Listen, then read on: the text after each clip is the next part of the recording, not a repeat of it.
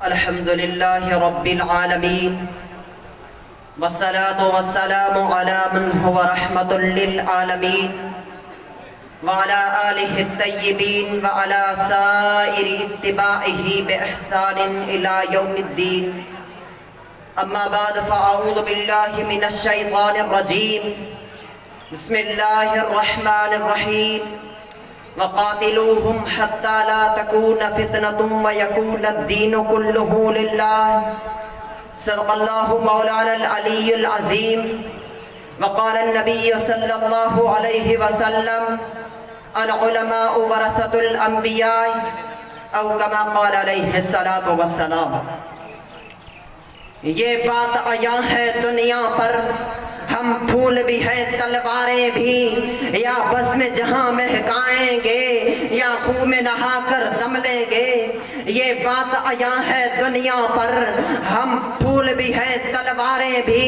یا بس میں جہاں مہکائیں گے یا خون میں نہا کر دم لیں گے. سبز و سفید پرچم ہے ہر حال میں یہ لہرائے گا، یہ نغمہ ہے آزادی کا، دنیا کو سنا کر دم لیں گے. واجب الاحترام قابل تقریم ارباب علم و دانش معزز علماء کرام اور میرے عزیز دوستو، میں آج کی اس پر رونق اور باوقار محفل میں جس موضوع پر اپنے بے جوڑ بے ربط خیالات لے کر حاضر ہوا ہوں وہ آزادی پاکستان میں علماء دیوبند کے کردار کے عنوان سے معنون ہے.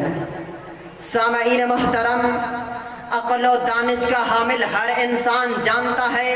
کہ آزادی قید یا قبضے سے خلاصی کا نام ہے. تو آزادی پاکستان، پاکستان کو انگریز کے قبضے سے چھڑانے کا نام ہوگا. تو آزادی پاکستان، پاکستان کو انگریز کی قید سے خلاصی کا نام ہوگا. اور علماء اکرام نے اس ملک کی آزادی کے لیے، استخلاص وطن کے لیے جو محنتیں کی ہیں، جو کردار اپنایا ہے، ایسا کردار غیر علماء میں سے کسی بھی ایسے شخص نے نہیں اپنایا جس نے اپنی جان دی ہو یا کم از کم جیل یاترا کی سعادت پائی ہو. کیونکہ قربانی محض مذہبی اور ایمانی جذبے کا ہی ثمرہ ہوا کرتی ہے، اور مذہب و ایمان سے بلا علماء سے بڑھ کر کس کا رشتہ ہو سکتا ہے. حتیٰ کہ ہزاروں علماء کو انہی نعرہ آزادی کے جرم میں انگریزوں کے دور میں مختلف مقامات پر سولی پہ لٹکایا گیا اور توپوں کے دہانوں پر باندھ کر اڑایا گیا. اور قید و بند کے صعوبتوں کی تاریخ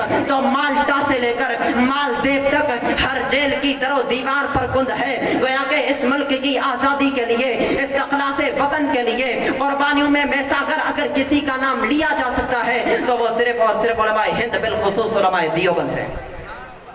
سامعین محترم، میں آج آپ کو، آپ کے ذہن کو، آپ کی سوچ کو 1857 عیسوی کی طرف مبذول کرنا چاہتا ہوں کہ 1857 عیسوی میں برطانیہ کے خلاف جو جنگ لڑی گئی ہے، اس جنگ میں غداروں کی غداری کی وجہ سے شکست تو ہوئی ہے، لیکن اس جنگ کے بعد جو مسلمانوں کو تکلیفیں دی گئی ہیں، جو مسلمانوں کو اذیتیں دی گئی ہیں، ان کو دیکھنے سے ہی علماء دیوبند کا کردار نظر آتا ہے. حتیٰ کہ 1857 عیسوی کی جنگ کے بعد شاہ ظفر کو قیدی بنا کر رنگون بھیج دیا گیا اور ان کے بیٹوں کو قتل کر دیا گیا اور ہزاروں بے گناہ مسلمانوں کو موت کی گھاٹ پر اتار دیا گیا اور دہلی کے مسلمان علماء کو خاص طور پر تشدد کا نشانہ بنایا گیا. کوئی مسلمان خاندان ایسا نہ تھا جو انگریزوں کے ظلم و تشدد سے بچا رہا ہو. مسلمانوں کی جائیدادیں ضبط کر لی گئی، ان کے ملازمت کے دروازے بند کر دیے گئے، مساجد پر قبضہ کر کے ان کو تالے لگا دیے گئے. گویا کہ پورے ہندوستان میں کفر کا طوفان تھا، شرک پر اجمان تھا، بدعت رسومات میں مبتلا انسان تھا، اسلام برائے نام تھا، عقیدہ خام تھا، ہر کام غلط تھا، جہالت کا اندھیرا تھا، ظلم کا بسیرا تھا، گمراہی کا ڈیڑا تھا. انگریز کی حکمرانی تھی، حکومت شیطانی تھی، ہر طرف حیرانی تھی، ہر سو ویرانی تھی، پریشانی تھی. جب علماء کو پھانسی پہ لٹکایا گیا، دریائے شور و عبور کرایا گیا، حق کو لوگوں کا سر اڑایا گیا، الکفر ملت واحدۃ کا سما تھا. بڑے بڑے جاگیردار، سرمایہ دار، زمیندار حکومت کے وفادار تھے، ملک کے غدار تھے، مذہب سے بیزار تھے، اعلیٰ عہدوں کے طلبگار تھے، اکثر عیار و مکار اور بیکار تھے. مسلمان ذلیل و خوار تھے، قرآن کے نسخے جلائے گئے، اسلام کے نقشے مٹائے گئے، کالجوں کی تعلیم تھی، مسلمانوں میں نہ تنظیم تھی نہ اسلامی تعلیم تھی، سب سے بڑا دشمن انگریز تھا جو بڑا شر انگیز تھا، اور حالت یہاں پہنچ گئی کہ انگریز سے دو بدو مقابلہ کرنا مشکل ہو گیا۔ تو ایسے کڑے وقت میں مولانا محمد قاسم نانوتوی رحمۃ اللہ علیہ نے یوپی کے علاقے دیوبند میں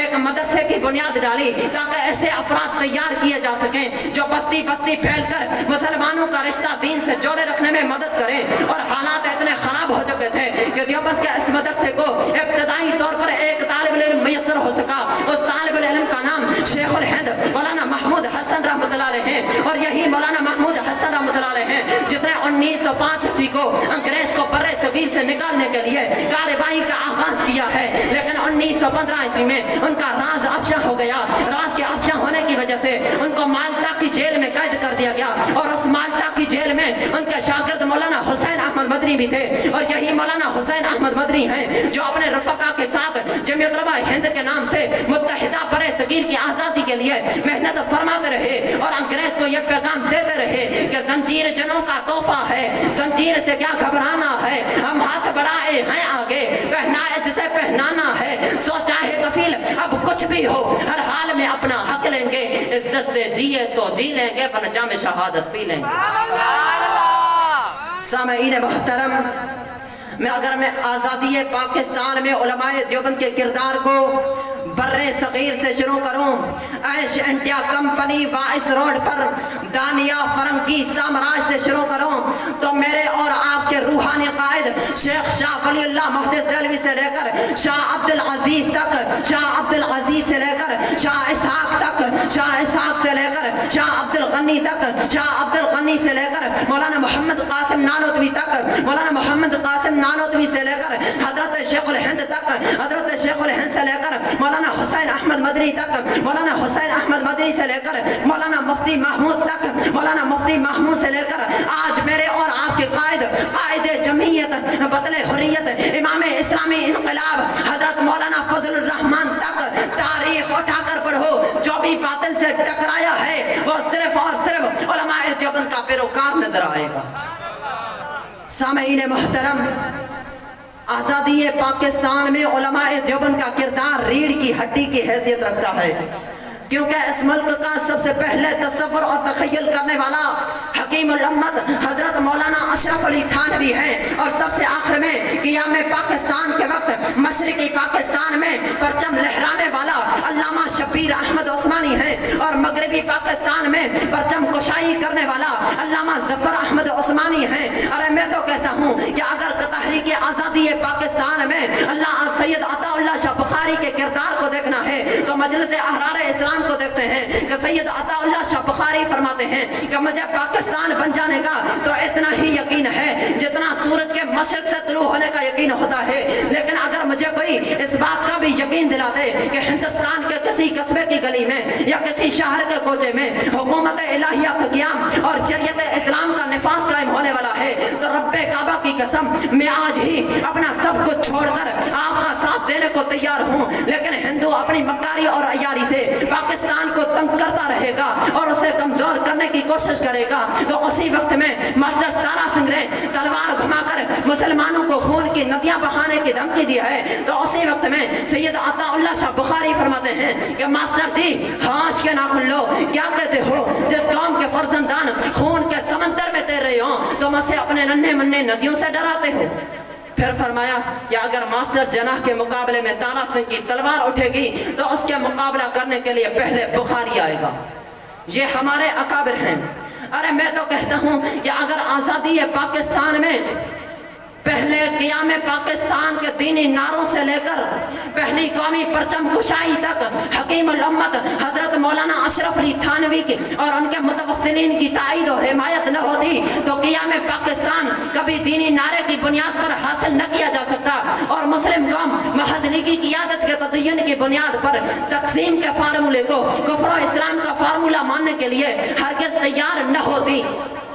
یہ ہمارے اکابر ہیں جنہوں نے اپنے جان کی بازی لگا کر یہ اعلان کیا کہ غلامی میں نہ کام آتی ہیں شمشیریں نہ تدبیریں، جو حوضوں کے یقین پیدا تو کٹ جاتی ہیں زنجیریں، وما علینا الا البلاغ المبین۔